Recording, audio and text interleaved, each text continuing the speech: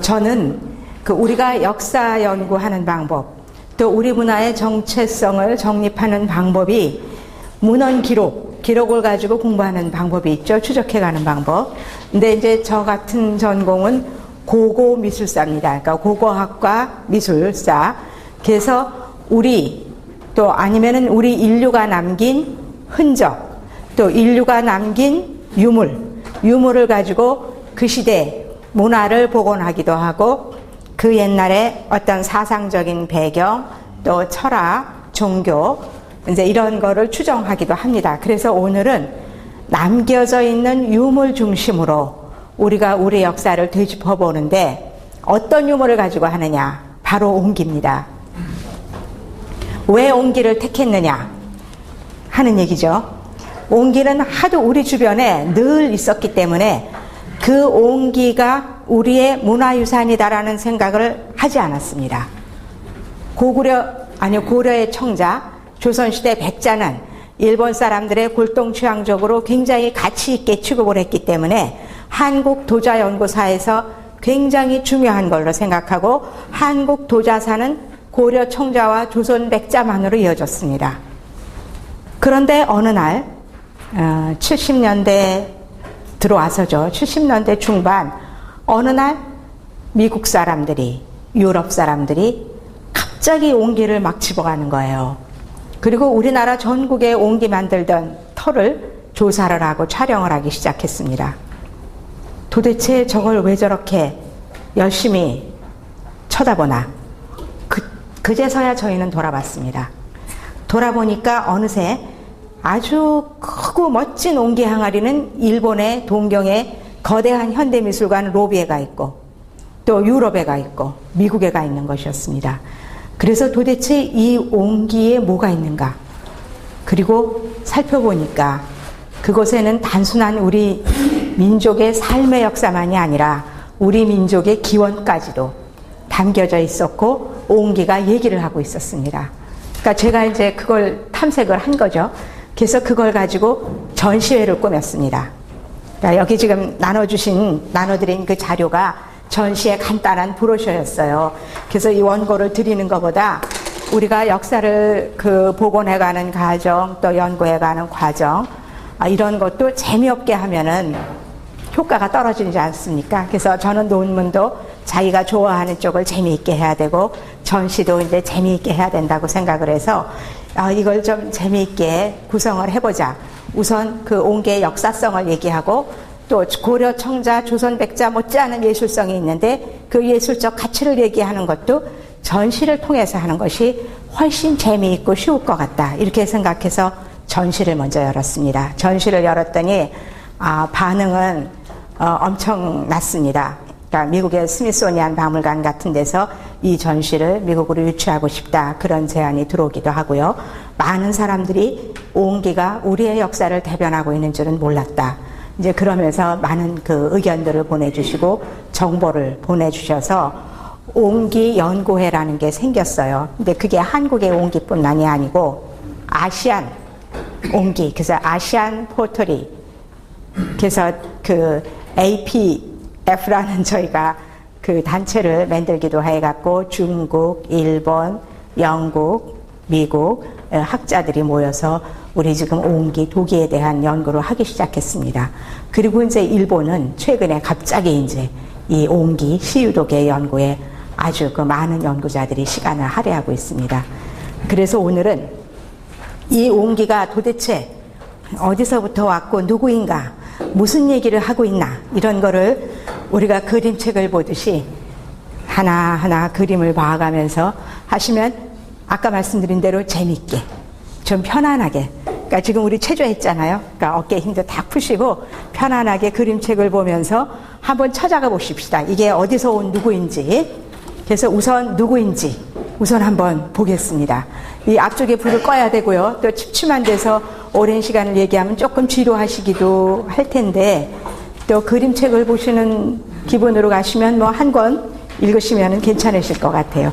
우선 그렇게 진행을 하도록 하겠습니다. 우선 내용은 어떻게 진행이 되냐면요. 옹기의 역사성을 탐색하는데 옹기의 특성이 뭔가, 어떤 형태를 가지고 있는가, 어떤 무늬를 가지고 있는가, 그리고 또 어떤 유약, 껍데기, 어떤 옷을 바르고 있는가, 그리고 그 역사는 어디서부터 왔는가. 그렇게 추정을 해가겠습니다. 그렇게 추정을 해가면 옹기가 어디서부터 왔는지, 누군지, 그리고 왜 우리 곁에 있는지, 그런 걸 알 수 있을 것 같습니다.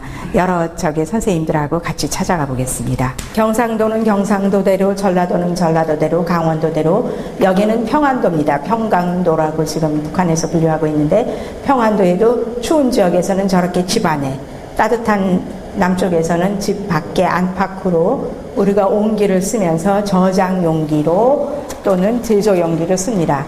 그런데 옹기는 우리 한국의 도자기와 어떻게 다르냐 하면 지금 보시는 것처럼 엄청나게 크고요. 또 굉장히 많은 양입니다. 집집마다 가지고 있었기 때문에 한국 도자기 역사상 가장 크고 가장 많은 양을 생산했던 것이 바로 옹기입니다.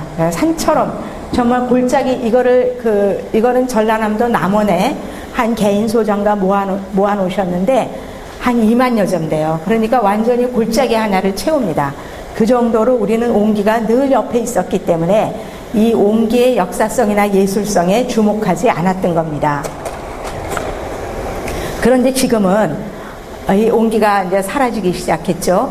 그 저장 생활이 달라지고 또 이제 가옥의 구조가 자연과 바로 호흡하던 그런 집 체제에서 아파트 같이 자연과 유리되는 그런 성 안에 갇힌 것처럼 돼가지고 그렇게 되면서 옹기가 버려지기 시작해서 이거는 국립청주박물관에 저렇게 진열돼서 우리의 삶의 역사를 얘기하고 있고요. 또 이화여자대학교의 박물관에도 저렇게 옹기대를 만들어 놔가지고 장독대죠. 장독대를 해서 우리의 그 민속품으로서 우리가 인식을 했었습니다.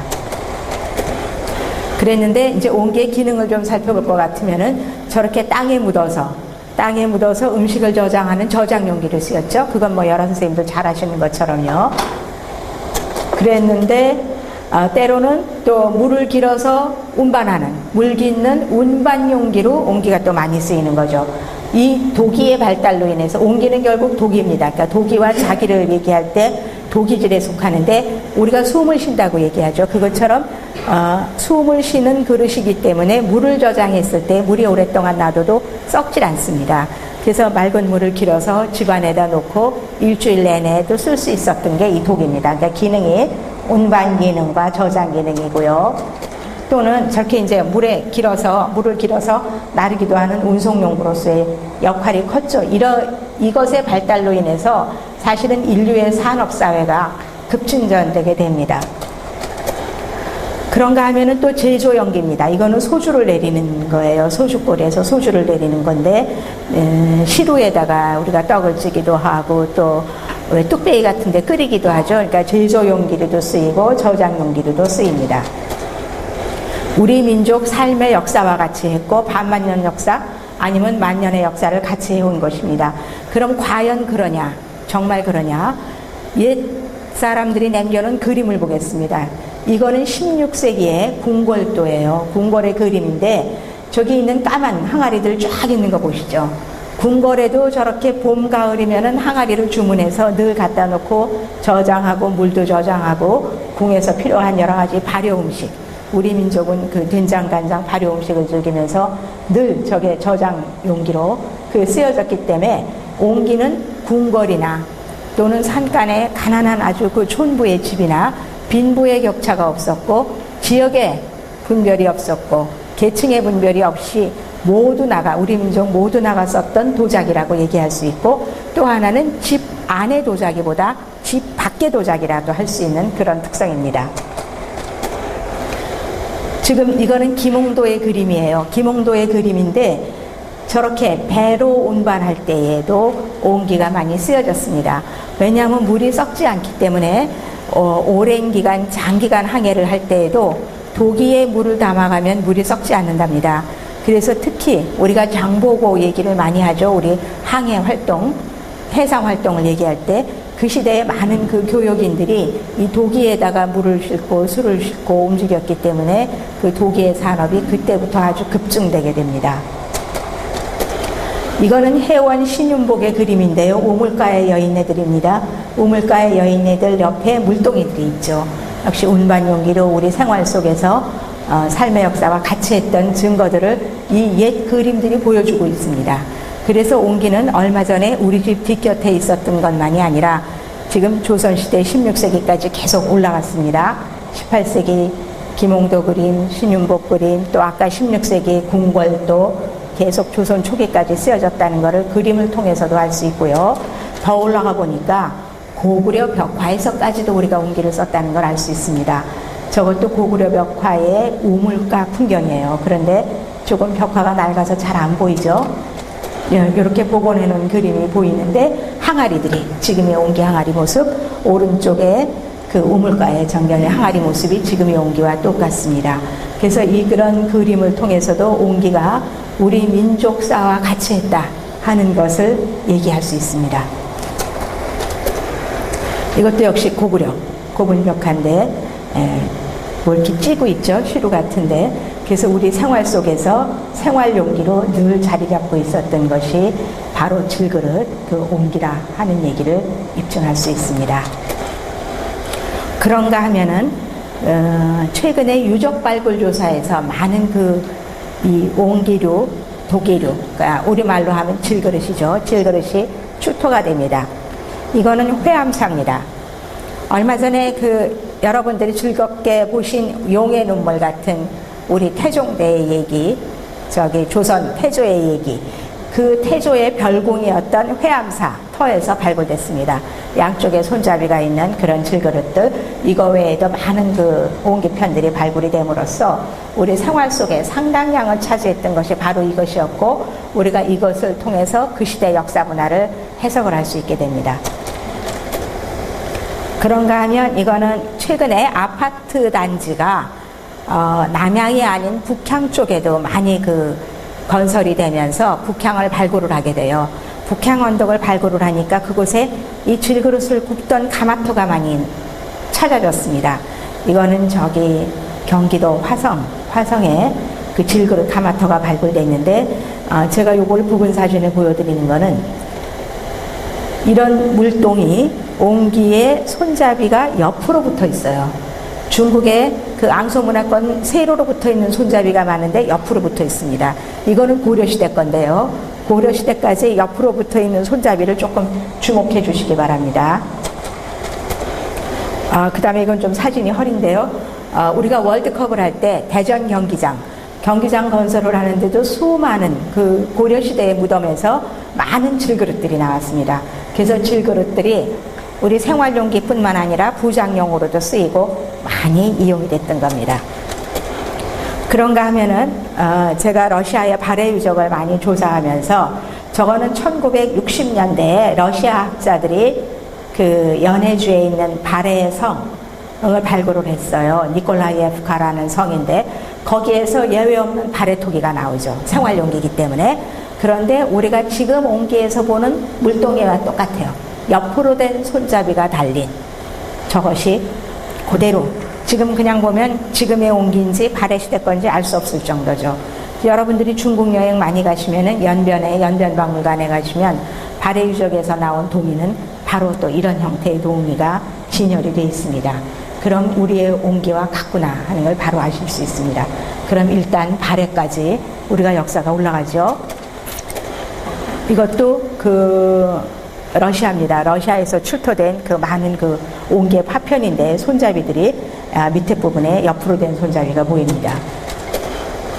그리고 요거는 가까운 올림픽 경기장이 있는 몽천 토송에서 나온 고구려 톡이에요. 고구려 톡인데 옆으로 된 손잡이입니다. 그리고 밑에가 편편하죠, 바닥이. 그리고 조금 더 올라가면은 여기는 전라남도 해남입니다. 해남에 지금 저 뒤에 이렇게 깊이 파놓은 데가 조개 껍질입니다. 그러니까 선사시대 기원전 1세기예요. 지금부터 한 2000년 전이죠. 2005년 전이네요. 기원전 1세기에 사람들이 버린 쓰레기 더미를 발굴을 했는데 그곳에서도 많은 토기들이 나오고 있기 때문에 이 도기의 역사가 결국 철기 시대까지 올라가고 청동기 시대를 거쳐 신석기 시대까지도 올라갑니다. 그래서 우리의 민족사와 같이 했다 하는 얘기를 우리가 할 수 있습니다.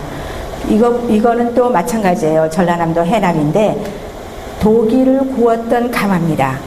그러니까 경사진 곳을 터널처럼 파고 들어가서 만드는 그런 가마인데 이 토기를 만드는 가마의 기술은 지금까지도 조선시대에 거쳐서 옹기까지도 그대로 우리가 옹기굴하고 얘기하지 않습니까? 그 제작 방법, 소송 방법이 굉장히 전통성이 강하다는 겁니다. 그래서 거의 그 3000년 가까운 세월을 같은 기술을 가지고 토기를 만들어 왔을 만큼 고려 청자나 조선 백자와 달리 전통성이 강한 거죠. 그래서 저희가 제3의 전통이라는 말을 붙였습니다. 옹기의 원리에. 왜 제3의 전통일까요? 고려 청자가 1이고 조선 백자가 2고 옹기가 질이 나빠서 제3일까요? 혹시 제3의 사나이란 영화 아세요? 숨겨져 있는 진정한 주인공. 예, 그런 의미입니다. 그래서 그 제3의 전통이라는 말을 썼었습니다. 이거는 그 충청북도 진천입니다. 지금 중부고속도로를 가시다가 그 만나게 되는 지역인데요. 고속도로를 건설하면서 발굴을 하게 됐는데 이곳 전체가 도기가마터입니다. 그러니까 이거는 기원 후 3세기, 백제 초기죠. 그러니까 우리가 면면이 우리 역사 속에서 면면이 이어져 왔던 역사입니다. 이거는 또 이제 9세기에 들었습니다. 그러니까 장보고가 활약하던 시대예요. 영암의 월출산인데요. 월출산 너머에 완도가 바로 연결이 되고 지금 왼쪽으로 보이는 그 언덕이 전부 토기가마터입니다. 2km에 걸치는 가마터고 지금 논으로 되어 있는 길은 옛날에는 이게 물길이었습니다.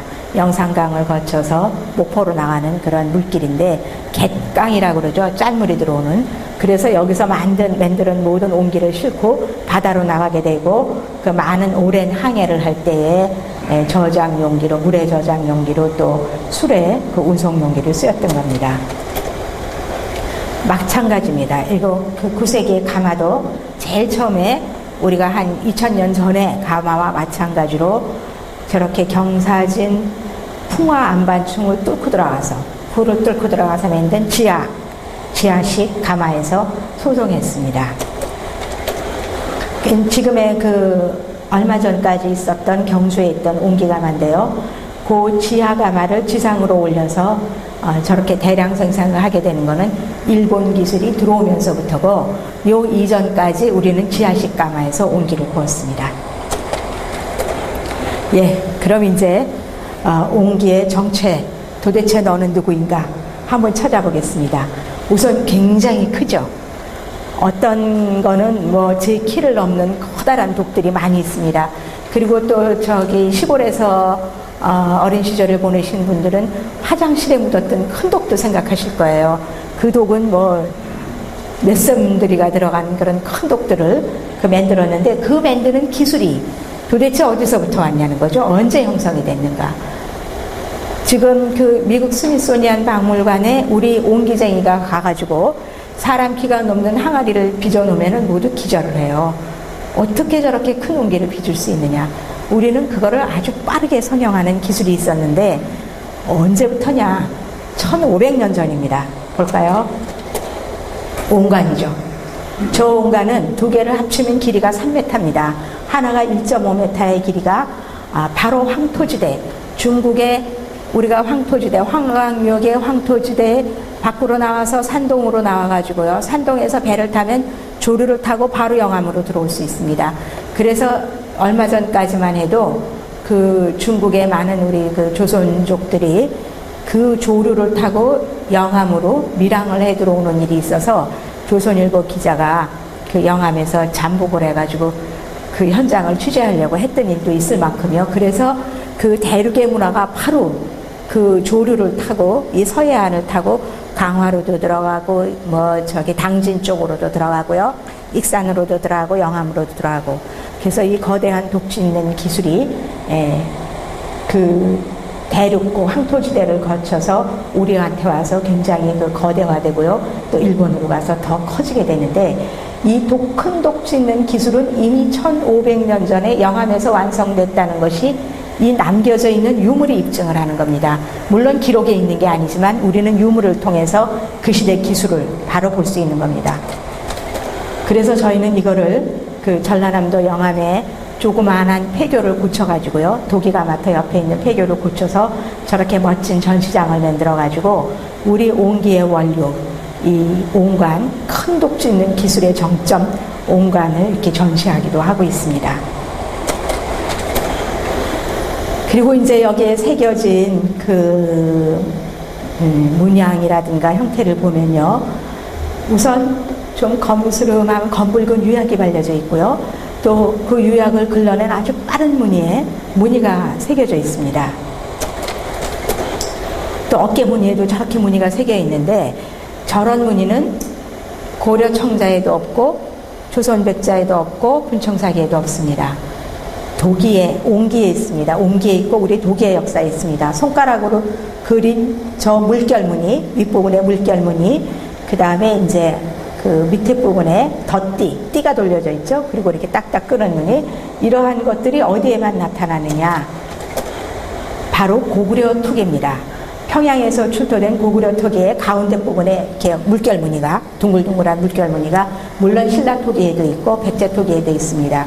그런데 바로 전에 보신 이런 완만한 물결무늬는 고구려의 상징이기도 하거든요. 그래서 고구려 토기에서 그거를 볼 수 있고요. 그 다음에 저렇게 덧띠를 돌리고 손가락으로 꼭꼭꼭 누르는 무늬. 그 고고학적인 그 토기 용어에서는 이제 덧띠 무늬라고 얘기를 하는데 저런 무늬는 이게 신라 가야토기거든요. 신라 가야토기에 저 돌 때 돌아와가지고 딱딱딱 끊었습니다. 그래서 토기의 전통이 옹기에 이어지고 있다. 그러니까 고려 청자나 백자와 달리 토기의 전통이 이어지고 있다 하는 것을 입증할 수 있어서 그 장식 기법의 시온이 삼국시대까지 올라간다 하는 것은 거뜬하게 입증을 할 수 있습니다. 또 저렇게 손가락으로 꼭꼭 눌렀죠. 손가락 매듭으로. 저것이 지금 경기도 일대의 젓갈독 이런 데에는 많이 나타나는데요. 저런 꼭꼭 찌른 무르는 아까 보신 옹관의 장식 문양으로 나타나기도 하고요. 또 이제 그 벌레가 들어가지 말라고 이렇게 어깨 부분에 돼가지고 물을 담아 놓으면 벌레가 올라오다 물에 빠집니다. 그래서 그 안에 있는 장독이 상하지 않게 되죠. 저런 지혜, 저런 토기의 문양이 백제 때 물론 있었고요. 지금 슬라이드는 빠졌습니다만 백제 때 있었고 놀랍게도 라오스에도 지금 저런 형태가 유존하고 있어서 백제의 해상활동 영역을 입증하는 자료가 되기도 합니다. 사실은 우리가 문헌뿐만 아니라 이런 유물을 통해서 그런 사실들을 입증할 수 있습니다. 이게 라오스에 있다는 정보는 제가 아직 확인을 못했고요. 일본 학자가 라오스에 가서 조사해서 확인해가지고 저한테 편지로 알려왔습니다. 그래서 조만간 가서 사진도 찍고 기록을 해서 정리할 생각입니다. 그 다음에 이제 옹기에 발려진 유약입니다. 그러니까 반짝이는 그 옹기의 유약이 우리는 한 가지 색깔로 생각을 하고 있습니다만 굉장히 다양합니다. 검은색, 약간 녹갈색, 그리고 붉은색이 나는 젓갈색, 그 여러 가지 유약이 있는데 이 유약은 또 어디서부터 시작이 됐을까? 그것도 한번 찾아봐야 되겠죠? 찾아보겠습니다. 그 유약의 시작은 조금 아까 설명드렸던 9세기의 가마터, 전라남도 영암입니다. 영암에서 9세기면 지금으로부터 1400년, 아니 2003년이니까 1100년 전이죠. 1100년 전.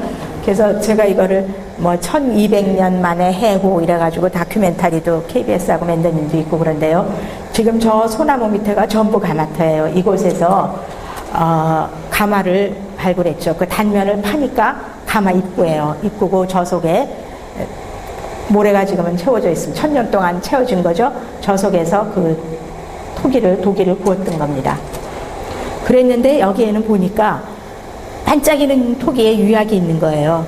제가 이 도기 그 역사를 좀 찾기 위해서 전국의 가마터를 조사를 하는데 우선 문헌 기록을 찾았습니다. 문헌 기록을 찾으니까 1927년도 일제 때 그 일본 총독부에서 발간한 보고서에 딱 두 줄이 전라남도 영암에 토기가마터가 있는데 신라 토기 같다. 이렇게 두 줄이 있었습니다. 그래서 찾아갔습니다.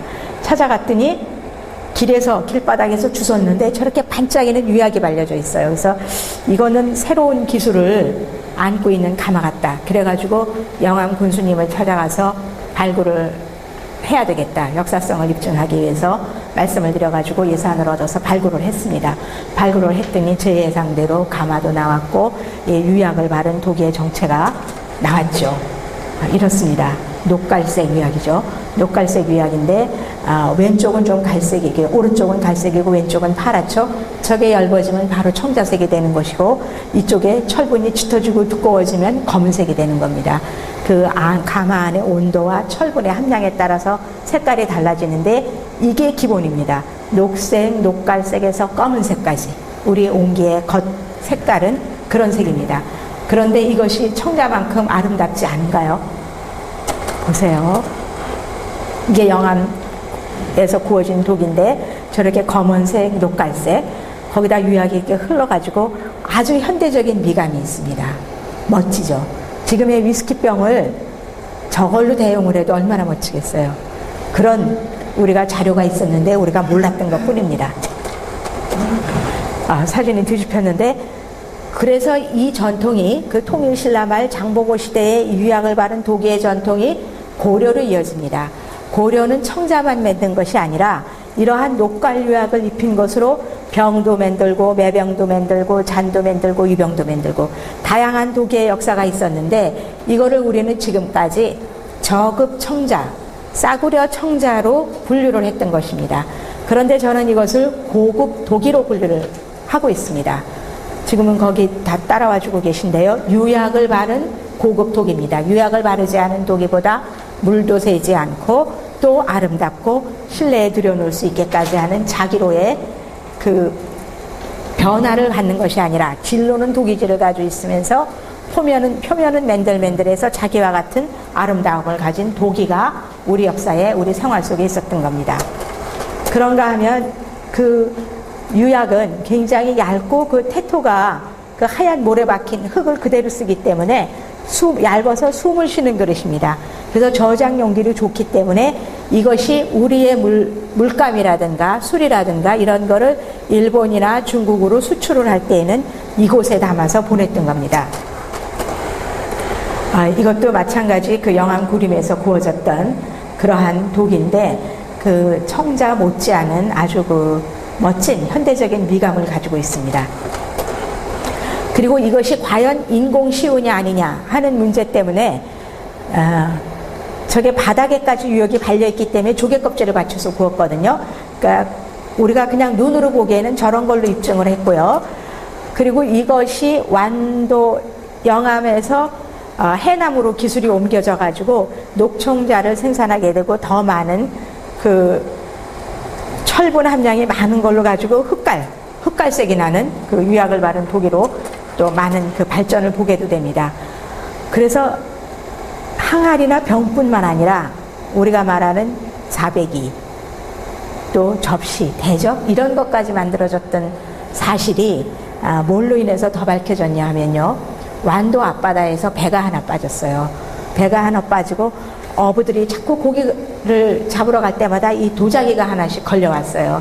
그래서 신고를 해가지고 문화재관리국에서 조사를 했더니 한 배에서 3만 점의 도자기가 그 싣고 가다가 빠져가지고 그 배를 인양을 했거든요. 건져 올렸더니 이런 전부 녹갈유독이었습니다. 이것들이 3만 2천 점이 올려져서 고려시대의 생활용기로 엄청나게 많이 쓰였구나 하는 걸 알 수 있게 됐죠. 그런데 이것이 저장용기, 운송용기로 해외까지 과연 갔느냐? 증거가 있어야겠죠? 우리는 실물 가지고 얘기하니까 그 증거가 우리한테서는 없었습니다. 기록도 없기 때문에. 그런데 일본 규슈에서 17세기 유적을 파기만 하면 저런 것들이 나오는 거예요. 유약을 바른 게. 그런데 일본산은 절대 아닙니다. 중국산도 아닙니다. 그러면 한국산일 텐데 왜 한국에서는 이거를 모르느냐 계속 물어왔어요. 제가 옹기의 원리를 추적하지 않았을 때는 이거를 얘기할 수 없었습니다. 옹기의 원리를 추적한 다음에 그게 우리 한국산임을 얘기할 수 있었고 우리의 저장 용기로 나갔던 걸 알 수 있었어요.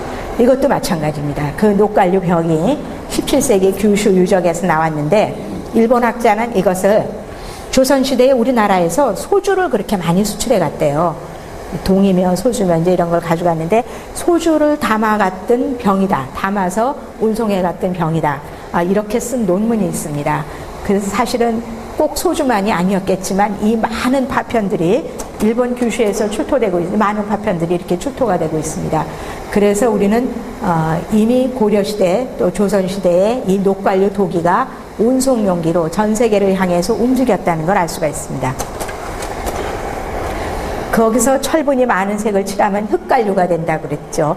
그 흑갈류를 바른 도기도 녹갈류와 함께 고려시대를, 저기 매병과 같은 것도 있고 작은 술병도 있고요. 고려시대를 거쳐 조선시대까지 계속 이어집니다.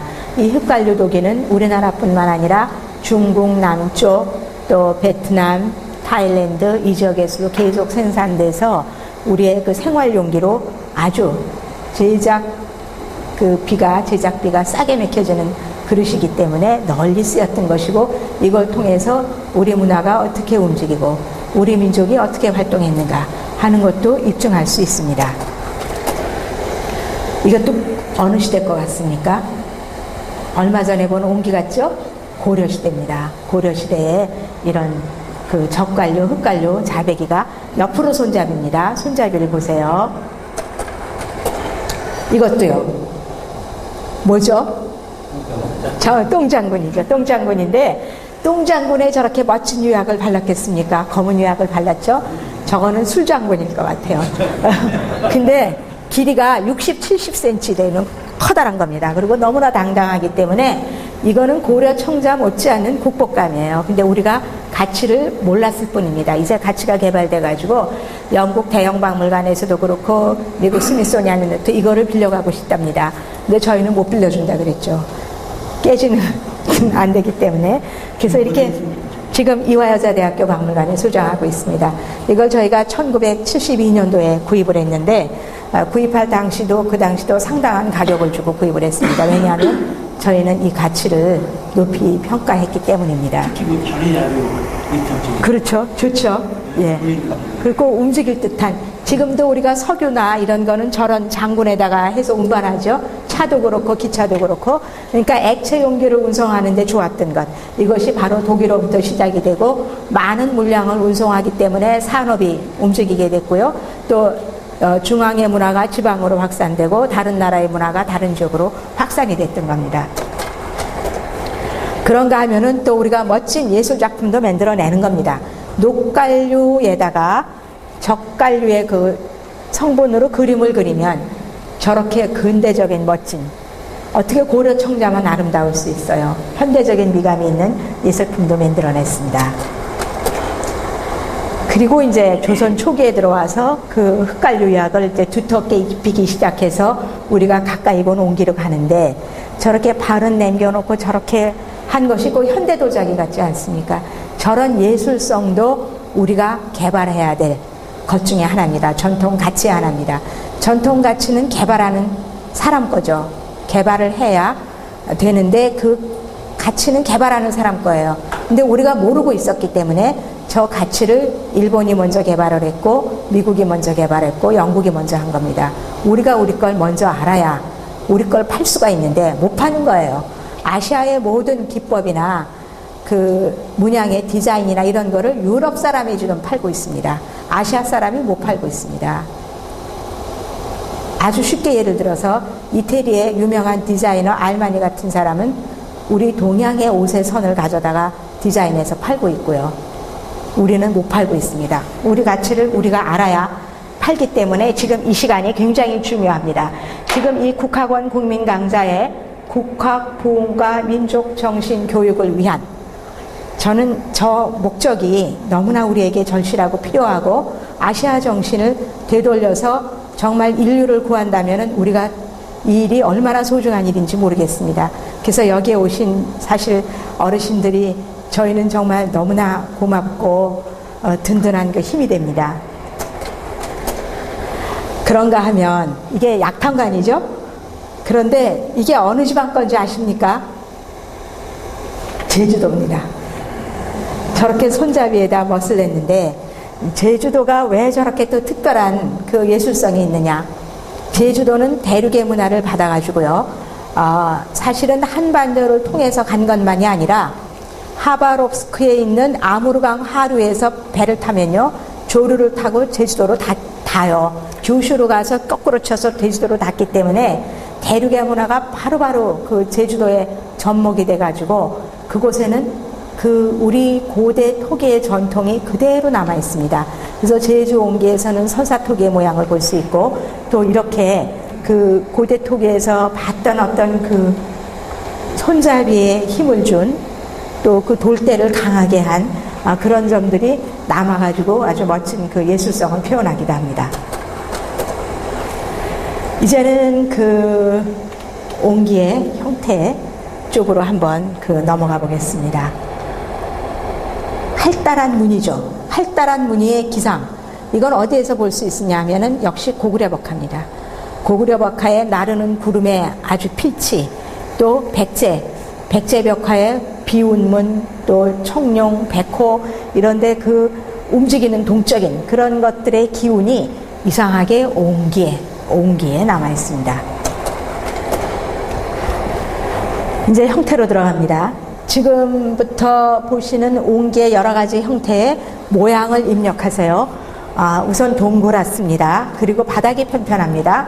그리고 옆으로 손잡이가 있습니다. 이런 항아리들 많이 보셨죠? 우리 장독대에 있었어요. 그리고 또 이제 동그란 항아리인데 입이 좀 넓어지고 옆으로 손잡이입니다. 바닥이 편편합니다. 이거는 가야토기나 신라토기가 바닥이 둥근 데 비해서 바닥이 편편해요. 바닥이 둥근 거는 사막지대에, 인도 북부의 사막지대에 모래바닥에 이렇게 세우기 위해서, 강원덕에 세우기 위해서는 우리가 둥근 토기가 필요하지만 바닥이 단단한 산악지대에서는 편편한 평조토기입니다. 그러면 이 도기의 시원은 역시 대륙의 산악지대로부터 라는 얘기를 할 수가 있습니다. 역시 바닥이 편편한데 이거는 배가 덜 부르죠. 배가 덜 부르고 편편한데 손잡이가 있습니다. 이건 물동이, 잘 아시죠? 물동인데 옆으로 손잡이, 아까 발해 유적에서도 봤고요. 또 고려 토기에서도 봤습니다. 고려 도기에서도 봤고 면면이 이어져서 이건 조선시대입니다. 조선시대를 거쳐 지금까지 이 동이, 물동이 형태도 아주 오랜 역사를 가지고 있는 거는 앞에 슬라이드에서 잠깐 봤습니다. 이제 그 자배기들이 여러 가지 형태입니다. 또 기름병이라고 얘기하는 작은 병이 있고요. 또 목이 긴 촉병이 있는데 이 병도 봐주세요. 이 형태가 어디서부터 온 건지. 또 항아리 뚜껑입니다. 항아리 뚜껑에는 저렇게 편편한 뚜껑이 있고 연봉이 달린 뚜껑이 있습니다. 그런데 이 형태의 기원을 아무리 고려 청자에서 봐도 없습니다. 조선 백자에 봐도 없습니다. 어디서 찾았느냐? 놀라웠게도 고구려 도기입니다. 고구려 도기에서 찾았습니다. 여기는 그 워커힐 앞에 있는 아차산성입니다. 아차산성을 서울대학교가 발굴을 했어요. 그 아차산성에 고구려 군대가 머물던 보루가 있던 지역인데 여기를 발굴을 했더니 군대가 주둔해야 되니까 생활을 해야 되지 않습니까? 그러니까 생활에 필요한 도기들이 많이 발굴이 됐어요. 그런데 아까 보신 옹기를 기억하면서 보세요. 둥그런 항아리. 우리 옹기 둥그런 항아리와 똑같죠? 물경, 지금으로부터 얼마죠? 1500년 전입니다. 또 옆으로 손잡이가 있는 항아리. 아까 옹기에서 보신 거 같은 형태죠? 또 마찬가지예요. 하자 항아리인데 손잡이. 근데 여기는 손잡이가 4개, 꼭지가 4개 붙었어요. 우리도 시루가 큰 거는 꼭지가 4개 붙은 거, 5개 붙은 거 여러 가지 있으니까 여러 명이. 2명이 들려면은 꼭지가 4개 있어야 되죠. 무거운 걸 담았을 때. 그런 지혜입니다.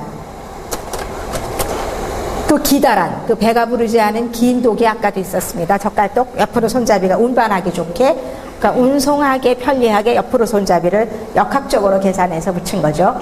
이것들이 다 고구려라는 사실입니다. 고구려 도기의 그 형태의 기원이 있습니다. 또 자배기. 지금도 전라도 지역에 항아리 뚜껑 넓은 자배기 있습니다. 옆으로 손잡이 있고 거기 또 이제 안에 뭐 이렇게 두들두들한 게 있어 확이라 그래서 갈기도 하고 그러는데 이 옆으로 손잡이 자백이 역시 고구려 도기에 있는 겁니다. 마찬가지 자백인데 요건 손잡이 없는 거. 요런 형태는 물론 고려 청자에도 있습니다. 이러한 그 고구려 도기가 이렇게 줄줄이 97년도 발굴됨으로 인해서 우리 옹기 형태의 시원이 일단 고구려다. 그러니까 옹기는 우리 남방계라든가 중국의 문화, 한 문화의 영향을 받은 것이 아니라 고려 청자가 중국 송나라의 영향을 받아서 만든 것이고 조선의 백지가 중국 명나라의 기술로 만들어진 것이라면 우리 옹기는 그것이 아니라 우리 고구려입니다. 중국 한족과 대항에서 독자적인 문화를 이루었던 고구려 도기의 형태의 시원을 가지고 있다는 겁니다. 그렇다면 우리 바로 민족 기원의 뿌리에 연결되고 있는 것은 옹기란 얘기입니다. 고려시대에 꽃피었던 청자, 조선시대에 꽃피었던 백자는 우리 민족사의 큰 줄거리에서 뻗어나온 가지에 열린 열매에 불과하고 가지에 핀 꽃에 불과합니다. 여러 영향을 받아서 비바람을 받고 뭐를 받아서 핀 열매에 불과하고 우리의 기본 뿌리는 바로 이 옹기고 그 기원이 고구려도기에 연결된다는 사실이 입증이 되는 것이기 때문입니다. 그런데 고구려 도기는 어디에 기원을 두고 있느냐 찾아봐 가야 되겠죠. 고구려는 어떤 나라입니까? 고조선의 문화, 제도 모든 것을 계승한 나라입니다. 여러분들이 너무 잘 아시겠고 많은 문헌사 강의를 통해서 아시겠지만은 그렇다면은 과연 그러냐? 유물로 우리는 또 얘기가 돼야 되겠습니다. 찾아가 보겠습니다. 예, 이거 아까 참 병이 빠졌는데요. 아까 병도 있었죠, 옹기에서. 고구려에 병이 있습니다. 좀 놀랍죠? 또 뚜껑이 있었죠. 연봉우리가 없는 평평한 뚜껑이 있고 연봉이 있는 뚜껑이 있습니다. 이렇다면 우리 옹기와 너무도 똑같지 않습니까? 형태의 기원이 고구려라 하는 것을 아무도 부인할 수는 없을 것입니다.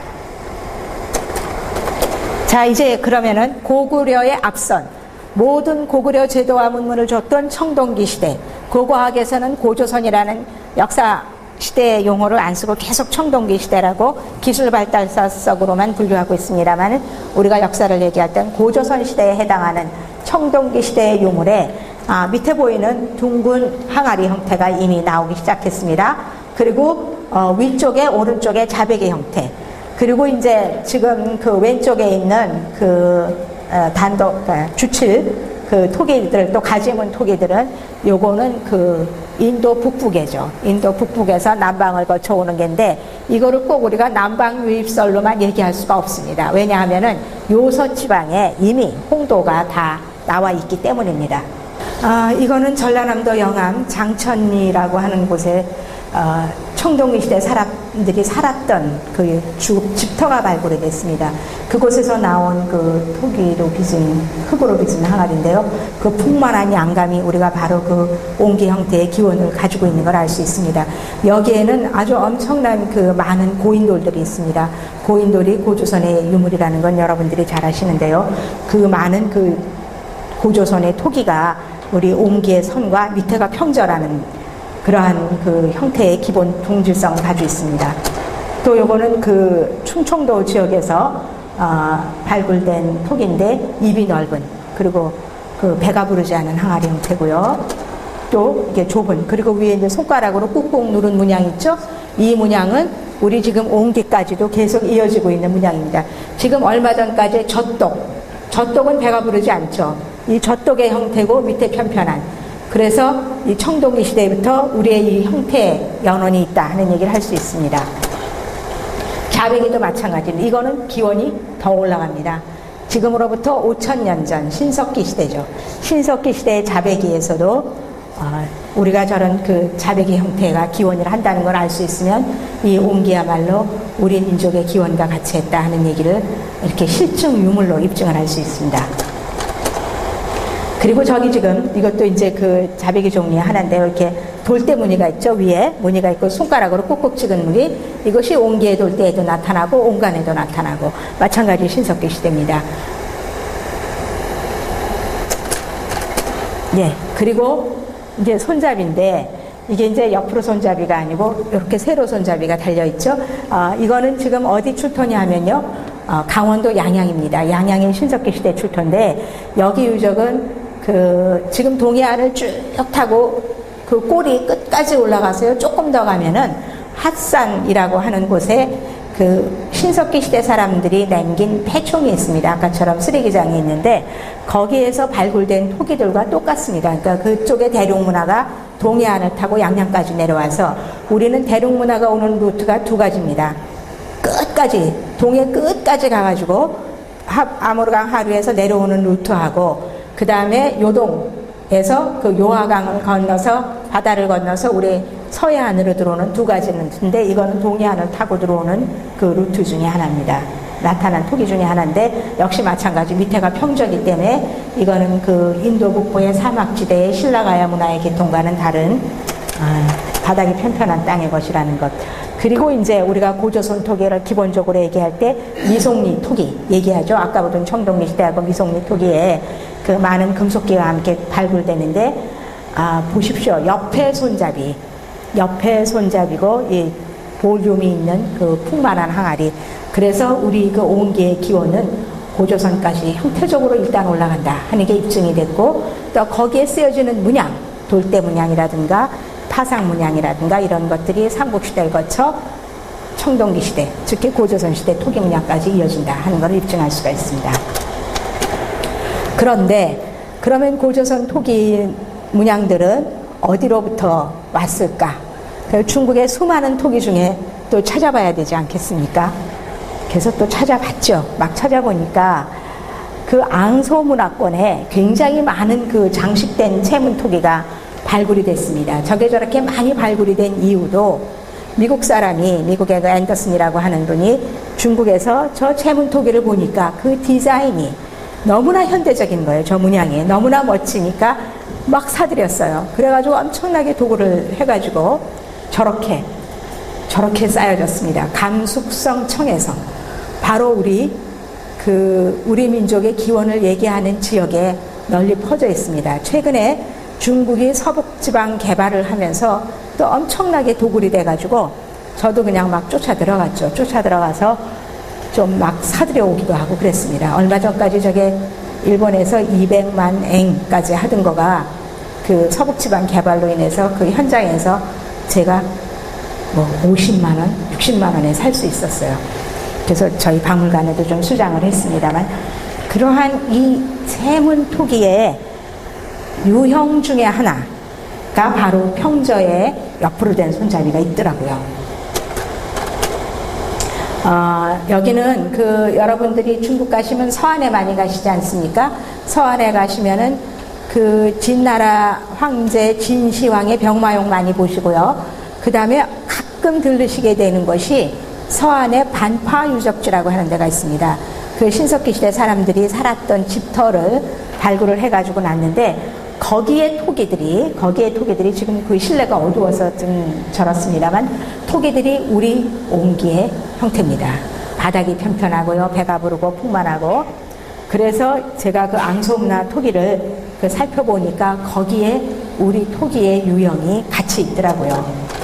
도면으로 보시면 여기는 길림성에서 출토된 그 앙소문화권인데요. 산바리가 있는 것하고 없는 이 옆으로 된 손잡이 이게 우리가 이제 고조선의 미송리 토기로 연계가 되면서 되고 저 삼족 토기는 중국의 한문화권에서만 출토가 되고 우리 고조선 한반도 내에선 전혀 출토가 되지 않는데 원래는 이게 같이 함께 있었던 거죠. 그러니까 우리가 이거 삼족 토기에 대해서도 백제 토기의 삼족이 나오거든요. 삼족 고배가. 그래서 이것의 연관성도 무조건 이거는 우리 것이 아니다라고 할 수는 없지 않냐. 이제 그런 생각도 하게 됩니다. 그 채문토기의 또 기원을 조금 더 찾아보는 거예요. 더 찾아보니까 결국은 중앙아시아까지 가더란 얘기입니다. 메소포타미아까지 갑니다. 아까 보신 1500년 전에 큰 독지 있는 기술, 온간의 기술이 완성된 것이 지금으로부터 1500년 전인데 그것의 기원도 중앙아시아입니다. 기원전 5000년이죠. 그래서 우리 한국 문화에 동서문화의 양상이 섞여 있는 이유가 중국의 한족 문화권과 다르게 동서문화의 양상이 섞여져 있는 이유는 우리가 중앙아시아로부터 쭉 오는 그 많은 그 소위 쉽게 얘기해서 실크로드, 동서문화가 교류되는 실크로드 선상에 있었기 때문입니다. 그리고 그 문화와 늘 연대해 있었기 때문에 동서문화가 혼합된 그런 요소가 있는 것이고 우리 온기에도 그 기원이 여기까지 이어집니다. 우리 민족이 전 세계에 나가서 잘 적응하는 이유가 뭡니까? 우리가 유전인자적으로 그런 요소를 가지고 있기 때문이 아닐까 저는 그렇게 생각을 합니다. 그래서 앙소문화권의 토기들을 보고서들을 다 주워서 찾아보니까 윗부분의 오른쪽 끝에 밑에 편편한 자배기 형태가 있고요. 그쵸? 많이 보이시죠? 우리한테는 자배기 형태가 이미 이때 있었다는 거, 그리고 평저의 항아리가 있었다는 거, 이러한 것들을 찾게 돼서 우리 민족의 활동 범위, 우리 민족의 기원은 이쪽으로 연결이 됨이 확실치 않으냐, 이 옹기 하나로도 우리가 찾아갈 수 있지 않겠냐, 이렇게 생각을 하게 됐습니다. 그래서 이제 좀 찾아 나섰더니 요서지방입니다. 요서지방에 그러니까 요하강 서쪽이에요. 우리는 맨날 요하강 동쪽만 생각합니다. 요하강 동쪽은 확실히 우리 민족 문화와 연결이 되는데 요하강 서쪽은 좀 연결이 되지 않는 게 아니냐 이렇게 생각을 하기 쉽죠. 그런데 우리의 비파형 동검, 그렇죠? 비파형 동검이 요서지방에서도 엄청나게 그 발굴이 되어 있습니다. 그래서 찾아 들어갔더니 비파형 동검뿐만 아니라 우리가 토기에서도 동질성을 찾을 수 있었습니다. 우리나라 청동기 시대에 보이는 석관묘, 토강묘, 석실묘 모든 고분의 구조가 이곳에 다 있었습니다. 그럼 여기에서부터 이렇게 이동을 해왔다 하는 얘기도 할 수 있을 것 같습니다. 그리고 여기에서 아까 말씀드린 그 주칠 단도마연 토기 그런 홍도가 이곳에서도 엄청난 양이 발굴이 돼가지고 중국은 이거를 이제 중국 문화의 또 기원지로 이렇게 얘기하고 지금 굉장히 그 조심스럽게 얘기를 하고 있고 또 하나는 그런 그 한국 사람들의 한국적인 해석에 대해서 굉장히 그러니까 얘기하는 거를 싫어합니다. 근데 다행히 저희가 현장을 볼 수 있었던 거는 그 같이 발굴을 하고 있는 미국 기관하고 같이 들어가가지고 그 토기도 좀 찍을 수가 있었고요. 그리고 거기에서 제가 여기에서 본 거를 조금 그 고조선하고 연관돼서 말씀드린다면 여기에는 많은 재단이 있습니다. 그러니까 여신을 모시는 여신재단이 이제 미국 대학하고 같이 발굴을 했는데 그 재단을 봤더니 그 밑에서요 그 흙으로 빚은 그 동물 형태가 나왔는데 처음에 그거를 그 길림성 문물고고연구소에서는 멧돼지라고 발표를 했어요. 근데 쪼가리를 다 맞춰보니까 멧돼지가 아니고 곰이었습니다. 그렇다면 우리가 고조선의 얘기를 연관시킬 수 있지 않겠냐 그런 얘기를 그 자리에서 많은 그 얘기를 했습니다. 여기에서 그 토기들이 저기 지금 토기들이 좀 보이시죠? 그런 평조 토기, 이제 그 붉은 표면을 칠한 그런 우리 청동기 시대에 연결되는 많은 토기들이 있어서 우리가 온기의 원료를 추적해서 가다 보니까 이제 저는 여기까지밖에는 못 갔습니다. 여기까지밖에는 못 갔는데 여기를 가로질러서 인도 북부를 거쳐서 메소포타미아까지 가면은 우리가 계속 많은 흔적을 찾을 수 있을 것이고요. 이 진흙을 빚어서 만드는 온기를 찾다 보면 진흙을 빚어서 집을 짓는 우리는 벽돌집이 아니고 흙집이죠, 흙집. 흙집의 기원도 저는 찾아갈 수 있으리라고 생각을 합니다. 예. 그런데 그 인도 북부에 모래가 많은 사막지대의 토기와 달이 우리는 산악지대라는 얘기죠. 그 옹기 자체의 평저, 고구려 토기가 평저, 또 고조선의 미송리를 비롯한 청동시대 토기가 다 평저에서 저 산악지대를 통해서 우리는 그 하늘의 기운을 저 산의 나무로부터 해서 나무를 숭상하는 거에서 저 물줄기를 타고 문화가 이동하고 민족이 이동하고 교류하고 그 대신에 지방자치제가 발달한 것처럼 그 여러 지역이 물줄기를 통해서 연결되는 지역이 자치는 하되 공동 운영해서 정보를 같이 하고 그렇죠. 여든 경제 구조를 같이 하고 정보를 공유했다는 그런 고대 사회의 모습을 우리가 옹기를 통해서도 얘기를 할 수 있고 추적을 해가면서 여기에서 우리가 미래 사회의 모습을 뽑을 수 있다 하는 얘기입니다. 과연 또 그런지 모르겠습니다. 그럼 다른 나라는 어떠냐는 거죠. 이거는 일본입니다. 일본이 우리는 유약을 바른 도기가 9세기에 만들어질 때에 일본은 13세기, 14세기 돼서 이와 같이 우리 용기와 같은 유약을 도기를 만들기 시작해가지고 거대한 지금 우리 큰 장독과 같은 도기도 동남아를 통해서 많이 만들었죠. 그리고 이제 중국에 우리 청동기 시대 보면 서주 시대에 들어와서도 이게 진열장 아니어서 반사가 됐는데요. 밑에 평저에 입 넓은 항아리, 대형 항아리가 쓰여지고서 서주는 뭐 잘 아실 겁니다. 은나라를 밀어내면서 했기 때문에 그 문화 요소가 섞여 있어서 생활용기에서는 저런 옹기가 계속 유존되고 있다는 것입니다. 여기는 버마입니다. 지금 미얀마. 우리 옹기가 똑같죠. 그래서 이 옹기의 유형을 이렇게 찾아가 보면은 그 문화권이 연결이 된다는 걸 알 수 있습니다. 일본으로 해서 이 버마로 연결됐고요. 타일랜드로 연결이 되고 라오스로 연결이 됩니다. 그리고 이제 이거는 중국의 항주의 남쪽 하는데 이게 이제 중국 도기와 우리 한국 옹기의 다른 점을 좀 얘기한다면은요. 저 중국의 옹기는 굉장히 두껍습니다. 기벽이 두꺼워요. 두껍고 무거워요. 그래서 이동하기가 굉장히 어렵습니다. 그런데 우리 옹기는 그 흙을 다루는 기술이 뛰어나가지고 두드려서 굉장히 얇아요. 얇아서 아주머니들이 큰 독을 둥글려서 쉽게 움직이죠. 닦아서 움직여서 쓸 수 있을 만큼 굉장히 가벼워서 위지동이전에 보면은 고구려 도기를 어떻게 표현을 했냐 하면은 자색인데 깃털처럼 가볍다. 그렇게 했습니다.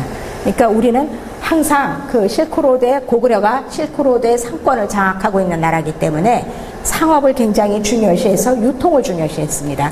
그래서 많은 물량을 운송을 해야 되고 유통을 해야 되기 때문에 이 가벼운 도기, 운송하기 편리한 도기의 발달을 많이 했던 것 같습니다. 그래서 그 전통을 이어받고 그 기술을 계승한 우리가 우리 생활 속에서 옹기를 엄청나게 발달시켜서 이 세상에서 가장 크고 가장 많은 도자기를 만든 나라가 됐던 것 같습니다. 그래서 저렇게 다른 나라의 옹기를 보면서 어떤 옹기를 가지고 우리와 유사한 옹기를 가지고 있는 나라를 그렇게 점을 찍고 그림을 그려서 문화 배틀을 만들 수 있지 않을까 이렇게 생각을 했습니다. 그래서 지금은 저거는 나주에 있었던 옹기 가마입니다. 석양에 저렇게 멋진 그림으로 남아 있는데 벌써 사라졌습니다. 제가 한 3년 전에 찍은 건데, 그래서 옹기는 우리 생활 속에서 이렇게 쇠퇴해가고 사라져가지만, 저 옹기가마처럼 사라져가지만 우리 미래 문화의 방향을 제시한다고 할 수 있습니다. 왜냐? 이제 슬라이드는 다 됐네요. 지금 보신 것처럼 옹기는 그 기원이 쭉 한반도를 거쳐서 중국 요동 요소를 거쳐서 메소포타미아까지 중앙아시아까지 이어져 올라가고요. 남쪽으로는 일본을 거쳐서 베트남을 거쳐 버마로 지금 라오스로 연결이 되거든요. 그 라오스의 촌락을 찍은 사진을 스미소니언의 루이스 코트가 보여주었는데 저는 한국 농촌인 줄 알았습니다. 한국 농촌인 줄 알 정도로 초가집에 기들방아가 있고요. 그리고 앞에 옹기가 있는 거예요. 그렇다면은 우리 문화하고의 동질성을 부인할 수가 없죠. 그래서 지금 일본의 동양도자학회 한 연구자 하나는 지금 몇 개월째 라오스에 가서 있는데 어쩌면 백제 토기와 이렇게 똑같은 형태의 도기들이 라오스에 남아 있는지 모르겠다. 그걸 이제 자기 일본 도기의 원료를 찾아갔는데 그 사진을 가져와서 저보고 이런 것이 한국에도 있느냐? 물론 있다. 그리고 이제 백제 토기 유형을 복사해서 보낸 일이 있거든요. 그래서 이 도기를 통해서 우리 민족의 활동 범위도 우리가 파악할 수 있다는 얘기입니다. 그렇게 해서 보니까는 중국이라는 한족 문화권, 정착 농경 문화권, 그리고 우리는 동서양을 종횡무진하는 아주 역동적인 유목문화권, 그 뿌리를 가지고 있죠. 그 뿌리가 우리가 강하게 지금 받아가지고 있는데, 사실은 중국의 문화라는 거는 북방의 유목문화권과 남쪽의 한족문화권이 서로 교차된 게 중국문화권이죠. 그러니까 중국 문화 속에 많은 우리 북방 문화의 요소가 많이 섞여 있는데, 그 북방 문화의 요소가 그대로 중국을 거치 않고 한반도에 들어와 있는 게 저희죠. 물론 남방을 통해서 남방 문화도 들어오긴 하는데, 그 남방 문화가 어떤 문화냐 하면은, 저는 이렇게 생각합니다. 그 실크로드 쪽에서 내려오는 티베트로 해서 들어오죠. 들어와서 양자강 상류를 타고 쭉 내려오면 중국 남방으로 들어오게 돼요. 중국 남방에서 배를 타면은 그대로 그냥 우리 경상도로 들어오게 됩니다. 그쪽에도 진주가 있고 우리한테도 진주가 있듯이, 그쪽에서 토담집에 초가집에 오리 키우고, 우리도 초가집에 토담집에 오리 키우고 호박을 심듯이, 그렇게 문화의 동질성은 문화의 이동에 따라서도 될 수도 있고, 또 어떤 원체 문화에서 파생된 여러 문화가 동질성을 가질 수도 있습니다. 그렇게 해서 본다면은 중국의 한족 문화권과 우리는 완전히 상반되는 문화예요. 정착 문화와 다르게 움직이는 문화입니다. 역동적으로 움직입니다. 이거는 전 세계를 돌죠. 돌아서 우리가 태평양을 건너서는 어떻게 갑니까? 북미의 아메리카 인디안, 남미의 잉카, 페루, 바로 연결되죠. 이쪽으로 해로로 가면은 지금 말씀드린 베트남을 거쳐서 버마를 거쳐 타이를 거쳐 인도까지 연결이 되고요. 실크로드로 가면 그리스까지 연결이 되죠. 그러면 우리는 전 세계로 뻗어가는 그러한 역동적인 그 문화권 안에 있는데, 지금 어떻게 됩니까? 세계 경제가, 또 세계 모든 구도가 지금 미국 주도하에 들어갔죠. 사회주의가 붕괴되면서, 그러면서 지금 중국이 엄청난 발전을 합니다. 89년도에 제가 중국을 드나들었을 때, 수교 안 됐을 때 드나들었을 때의 중국과 10년이 지난 지금의 중국은 완전히 다른 나라입니다. 10년 후의 중국은 또 완전히 다른 나라입니다. 그럼 앞으로 보이는 거는 눈에 뻔합니다. 그렇죠?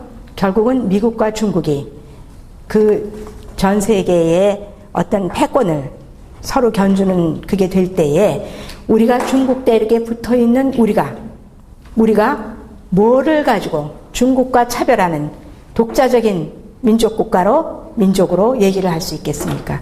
결국은 정체성을 가진 우리 문화입니다. 우리 문화는 중국 한족 문화와 다른 북방 유목민의 활달한 기상, 옹기에서 나타나는 활달한 손가락 무늬, 고구려 벽화에서 나타나는 무늬, 그렇죠? 그런 것처럼 그 활달한 역동성 있는 움직임을 가지고 있는 그 정체성을 정확하게 정립을 해가야만 이 중국 문화에 대해서 차별성을 가지고 독자성을 얘기할 수 있고 자기 존재를 얘기할 수 있을 것 같습니다. 모든 정보가 소통이 되고요. 또 모든 교통이 다 통하고 급기야는 우리가 경제가 하나로도 될지도 모릅니다. 그런 시대에 나라는 존재를 뭘로 입증하겠습니까? 우리 바로 민족 문화밖에 나라는 존재를 입증할 수 없기 때문에 이 옹기라는 정말 하찮은 거죠.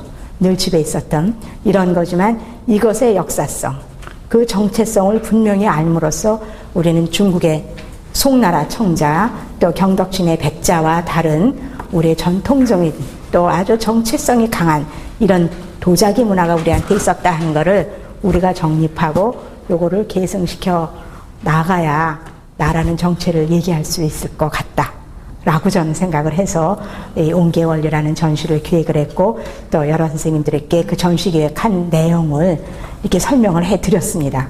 근데 이 정도 사진이면은 이 가설이 입증이 되겠습니까?